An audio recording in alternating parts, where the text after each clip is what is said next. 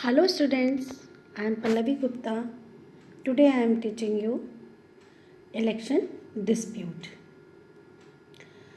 As we all know, democracy is a part of the basic structure of the constitution and rule of law and free and fair elections are the basic feature of the democracy.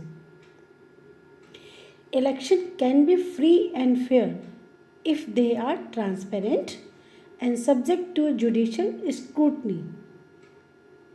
Election law in India focus on the both aspects. The entire electoral exercise is conducted in a totally transparent manner in full public gaze with the active participation of political parties and candidates who are the main stakeholders and of electors who are the ultimate beneficiaries under democracy. The exercise is also subject to judicial scrutiny in all its aspects as India is wedded to the rule of law. So the topics for the discussion is what is election, election dispute, challenge to election whom and how to made, forum to file election. Election cannot the entire electoral process commencing with the issue of notification calling the election and culminating in the declaration of result of election. Under section 2 subclause D of RP Act 1951 is saying election means an election to fill a seat or seats in either house of parliament or in houses or either house of legislature of a state. So it means it include the entire electoral process. So to discuss about the election dispute, we have to discuss first what is the meaning of candidate, written candidate and electoral right.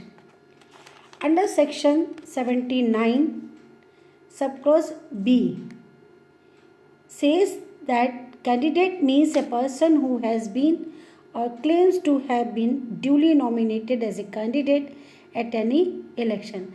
As I show you by I am trying to show what is the meaning of candidate by putting the picture of Thakre ji, Modi ji and Rahul ji. So they are the candidate. They claims to be duly nominated as a candidate at any election. The written candidate. Written candidate under section 79 subclause F of RP Act says that written candidate means a candidate whose name has been published under section 16(7) as duly elected. So written candidate is a duly elected person whose name is published.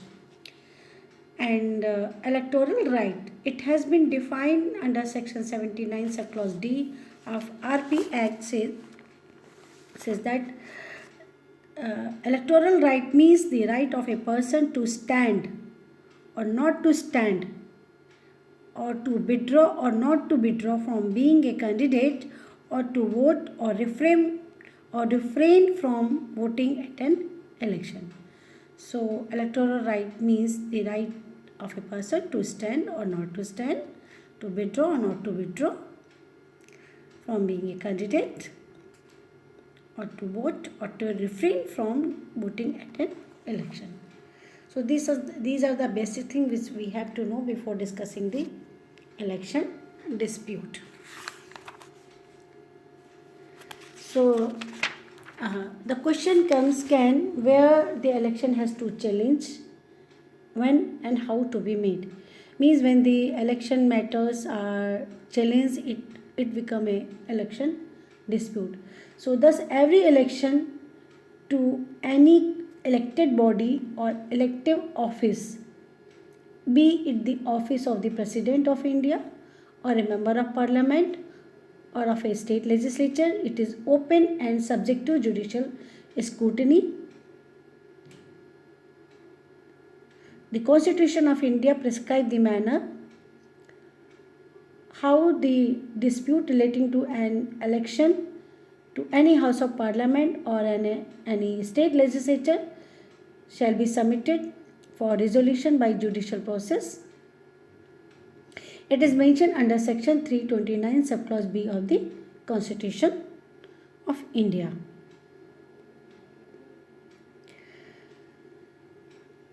This article 329 subclause B is saying that the court cannot interfere in the electoral matter. It says that notwithstanding anything in this constitution,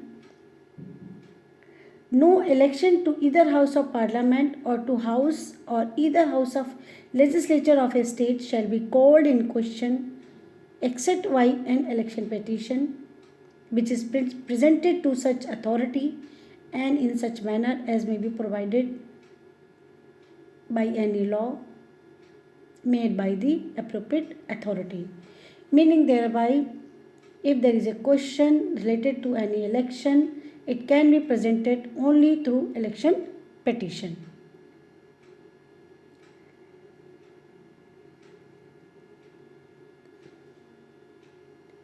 So, under this article, all matters relating to election petition have been made by the Parliament in Part 6, expressly provided under this Act from Section 79 to Section 122 of RP Act 1951. Section 81 subclause 1 says that no election petition shall be filed before the date of declaration of the result of election.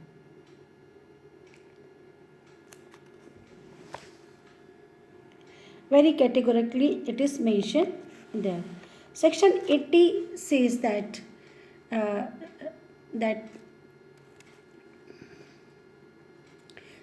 in fact Section 80A of RP Act says that High Court is having a jurisdiction to try election petition. It says that the court having jurisdiction to try an election petition shall be the High Court. Means election petition shall be filed in High Court. And this the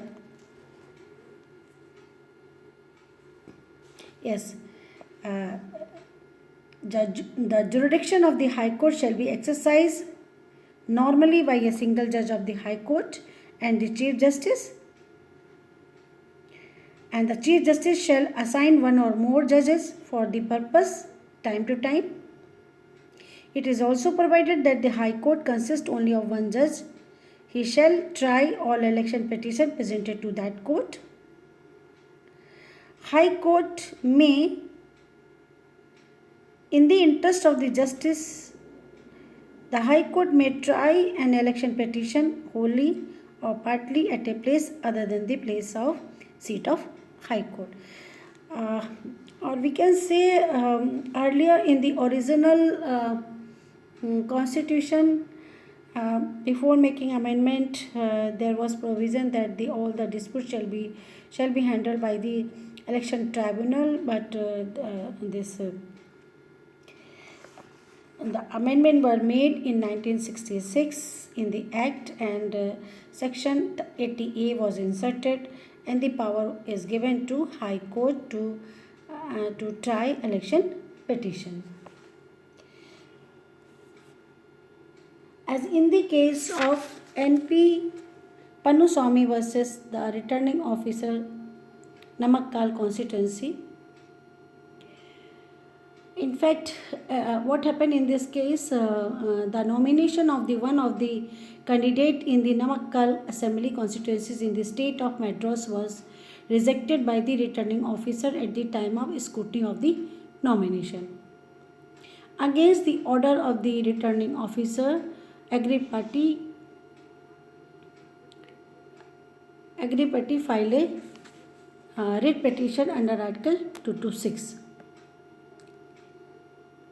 for a direction to the returning officer to include his name in the list of candidates.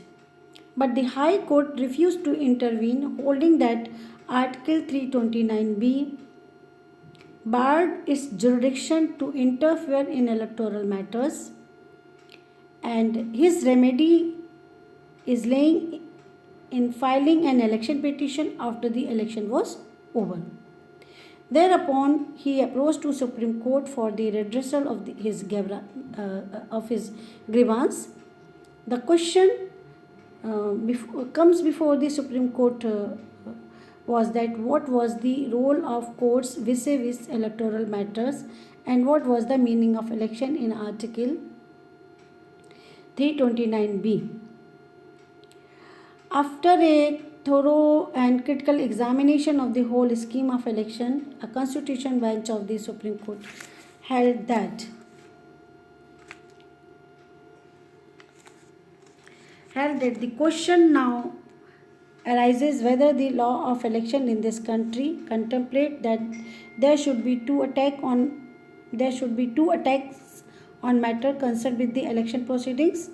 One while they are going on invoking the extraordinary jurisdiction of the High Court under Article 226 of the Constitution, and another after they have been completed by means of an election petition.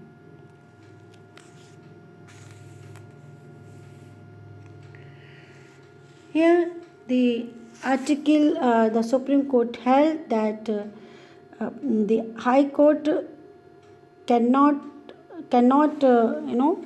not High Court. The Supreme Court held let down in this case the term or the word election has been used in Part 15 of the Constitution in a wide sense. That is to say that to cannot the entire which means the entire process to be gone through to return a candidate to the legislature. So meaning thereby this the writ is rejected under as 226. The court is having no jurisdiction to handle this election dispute. It can be presented through election petition only when the election is over. And in the case of Mohinder Singh Gill versus Chief Election Commission, in this case Supreme Court cleared the constitutional position again, illustrated and summed up by the Supreme Court that Article 329B is a blanket ban on litigative challenge to electoral steps taken by Election Commission and its officers for carrying forward the process of election to the culmination in the formal declaration of the result. Election in this context has a very wide connotation, commencing from the presidential notification calling upon the electorate to elect and culminating in the final declaration of the written candidate. Meaning thereby the dispute related to election can be filed through election petition only, and it can be filed when the election process is over. In the case of Election Commission of India versus Ashok Kumar in 2002, the Supreme Court by its interim order stayed the order of the Kerala High Court, by which the High Court has directed that the votes for the Alappuzha parliamentary constituencies in Kerala at the time of 1999 general election should be counted polling station wise and not by mixing the ballot paper as was directed by the Election Commission. The Supreme Court held Supreme Court in its final decision struck down the order of the High Court as it is not justified in the view of Article 329B. But here the Supreme Court laid down certain exceptions as well. means there are certain exceptions in which the sweep of Article 329B and the High Court can intervene in the electoral matters in the exercise of their writ jurisdiction under Article 226. And in the case of Election Commission of India versus Bajrang Bahadur Singh in 2016, where a petition was filed under Article 226, that in a particular case that the governor of Uttar Pradesh declared in 2015 on the opinion of the Election Commission under Article 192. Governor declared two members of the Uttar Pradesh Legislative Assembly as disqualified under Section 9A for having subsisting contract with the Uttar Pradesh government. As a consequence of the above order of the governor, the secretaries of the Uttar Pradesh Legislative Assembly declared the seats held by those members in the assembly as vacant seat in February 2015. The Election Commission issued notification on 13 March 2015 calling the by-election for filling up the two vacancies in the Uttar Pradesh Legislative Assembly. On 20th March 2015, the Allahabad High Court stayed the election process in one of the said two constituencies by an interim order in a writ petition filed by this aggrieved party under Article 226.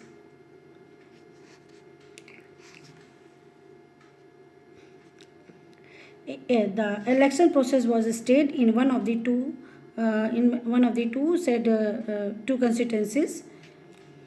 Feeling agreed by the above interim order of the Allahabad High Court, staying the electoral process in the above constituencies, the Election Commission of India approached the Supreme Court under Article 136 for a stay of the High Court order, contending that the High Court could not intervene in the electoral process under progress in view of the bar under Article 329 subclause B. The Supreme Court found that the interference of the High Court in exercise of its jurisdiction under Article 226 is justified, and holding that the primary challenge of the petitioner before the High Court was not to the electoral process but the decision of the governor, which resulted in the unsitting of the petitioner, as a consequence of which a by-election was called on.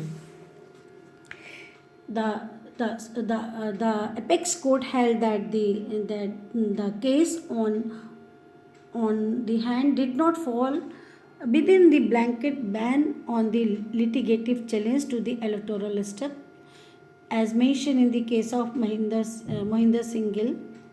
The Supreme Court laid down that in such cases where the decision of the governor under Article 192 or the decision of the President under Article 103 is to be challenged, the aggrieved person must approach the High Court if he so desires by initiating appropriate proceedings within a period of 8 weeks from the date of the impugned decision, that such proceedings must be heard by a bench of at least 2 judges and be disposed of within a period of 8 weeks from the date of initiation without fail, so that the Election Commission would be left with another 8 weeks time to hold the by-election to comply with the obligation of holding the by-election within 6 months from the date of vacancy, as emanating under Section 151A of the 1951 Act. Meaning thereby, if required, then High Court may intervene under Article 226.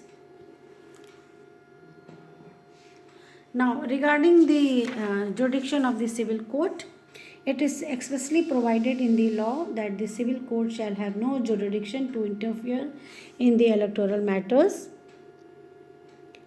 Under Section 30 of the 1950 Act of RP Act, and under 170 under Section 170 of the RP Act 1951, that no court shall have jurisdiction to entertain or adjudicate upon any question whether any person is or is not entitled to be registered in an electoral roll for the constituencies, or to the question the legality of any action taken under the authority of an electoral registration officer, or of any decision given by the authority appointed under this act. As Section 170 of the RP Act says that no civil court shall have the jurisdiction to question the legality of any action taken or of any decision given by the returning officer or by any other officer appointed under this act in connection with an election. Now, the power of High Court under Article 329B and Article 226 means the question of pre-election and post-election disqualification of sitting member of parliament and state legislature. As in the case of K. Venkatachalam versus A. Swamikam and another. Here, as we all know that Constitution has prescribed several disqualification under various provision and under the Act as well, RP Act 1951, for being chosen as and for being a member of parliament or a state legislature. Under Article 102 and 191 and Section 8 to 10A of the RP Act 1951.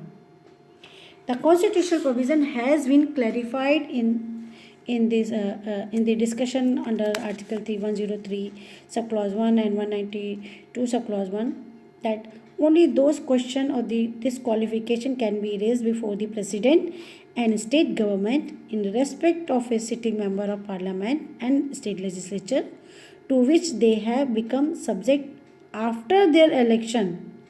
That is known as post-election disqualification question. If a sitting member was subject to some disqualification prior to or at the time of his election, the question of such pre-election disqualification can be raised only by means of an election petition under Article 329 subclause B and Part 6 of the RP Act 1951. In a debate, there is a gap between the provision of Article 103 subclause 1 and Article 192 subclause 1 on the one hand and of Article 329 subclause B on the another hand.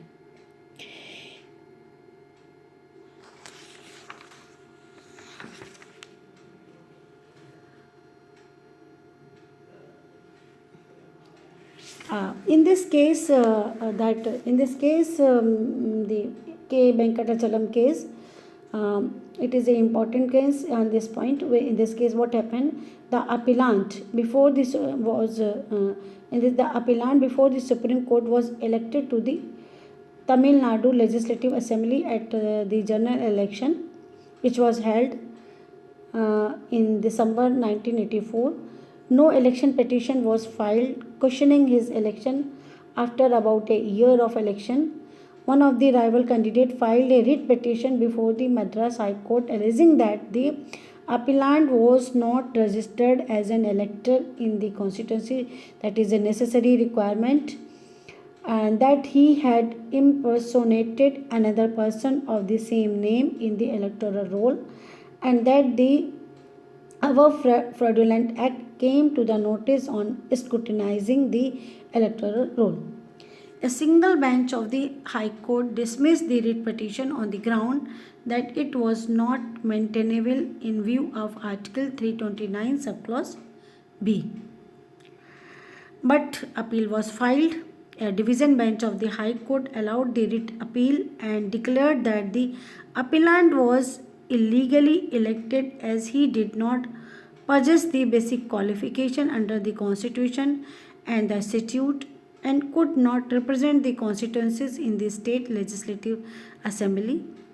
The High Court further held that the appellant was liable to pay a fine under Article 193 to the tune of rupees 500 for each day of the days he sat in the assembly. Appeal was filed in Supreme Court. Supreme Court also upheld the decision of the High Court. The apex court held that Article 226 is wide enough, is a wide term, wide possible term, and unless there is a clear bar to the jurisdiction of the High Court, the High Court could exercise power under that article against any act which is violative of the Constitution or against the provision of any law, and when recourse cannot be held to the provision of any act for appropriate relief. The court held that Article 329 subclause B will not come into play when the case falls under Article 191 and 193. This case is the only case so far where a sitting member of a state legislature has been unseated on the basis of a writ petition, meaning thereby if there is a pre-disqualification regarding the candidate, it can be filed under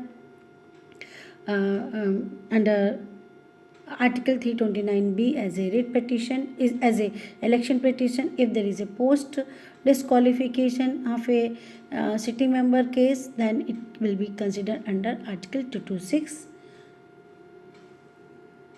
with respect to post disqualification case.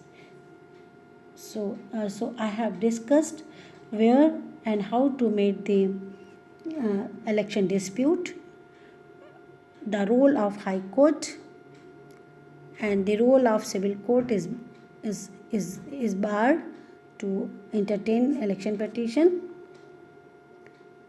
and the difference between Article 329 subclause B and Article 226 when the matter will be considered under 226 as a writ petition, when the matter will be considered under Article 329 subclause B as a election petition. The next topic for the discussion will be election petition. Thank you for watching me. Bye bye.